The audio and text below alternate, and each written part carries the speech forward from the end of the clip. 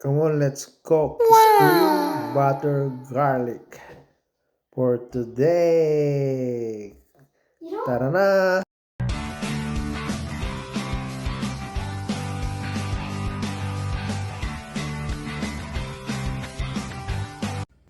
Okay, tinunaw ko na yung butter natin at saka hintayin natin 1 minute at ilagay ang garlic. Ayan, sa mahinang apoy. Ayan, just kiwar na naman natin ang bawang hanggang maging golden brown ito. Yan, pagtsagaan natin, i-cure, and i-cure.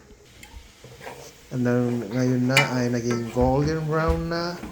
Kailangan natin pang i-cure, and i-cure. Yan, lagay natin yung pangpakulay natin upang maging makulay ang ating lulutuin na shrimp butter garlic.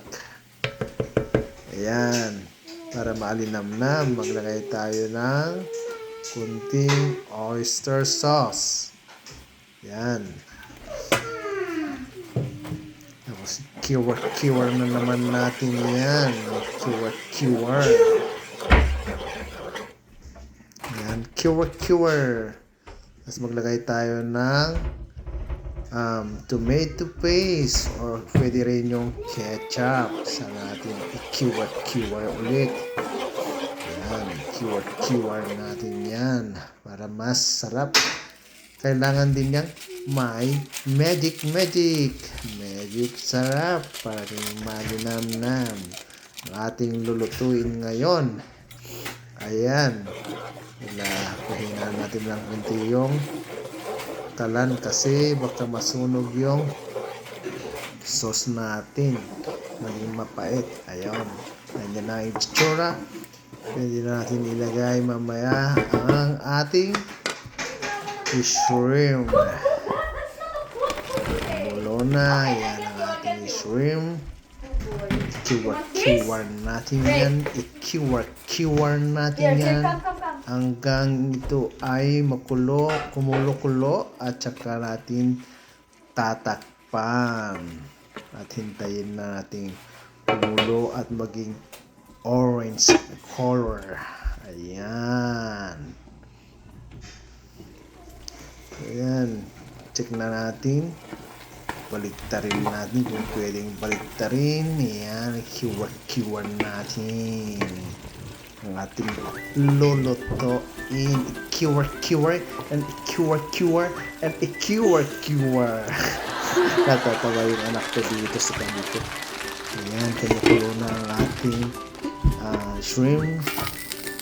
Malit na oras. Yan na. Wow! At napalapit pa yung asawa ko. Oh, wow! Sa amoy nito. Gusto na ng tikman pero hindi pa masyado naluto. Ayan na. Ayan, pwede na yan. Sarap, oh. Munggo na my friend. Ayan. May pako. Ito naman yung salmon na kilawin, tapos yung mga sausawan. Ito naman yung habang nagluluto ay kumakain na. Nakadalawang beses na ako sa tikmin ito. Ito naman pala, hindi ko na nabidyohan kasi gutom na. Kailangan ng bilisan kasi nagreklamo na sila. Kaya tatawag na ako ng kasamang kumain. Rice is life. Ito na yung asawa ko. Rice is life. Rice is life daw, sabi niya.